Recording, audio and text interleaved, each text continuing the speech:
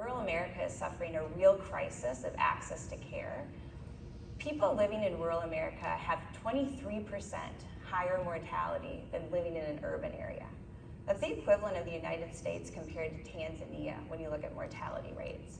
And we're looking at hospital closures, clinic closures. In the last 10 years, there have been 140 hospitals closed, and 37 of those have been between 2019 and 2020. So the crisis is not getting better, and it's accelerating. So we thought a lot around our principles around health assurance in the General Catalyst thesis, and around this idea, how do we bring equity in health? And how do we do that by aligning economic incentives? It turns out I'm from a rural part of America. I grew up in a small town, Winona, Minnesota.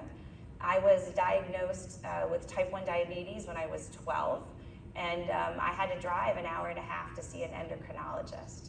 I grew up, my dad owns the auto parts store in Winona, and so I grew up delivering spark plugs and hubcaps to all the surrounding people in the rural ecosystem. And it became really obvious that the system that's been developed for healthcare delivery was developed for urban settings, and we had to rethink or re-architect what is the system that we want to deliver adequate, high-quality care in a different market. And so that's why we tackled rural markets.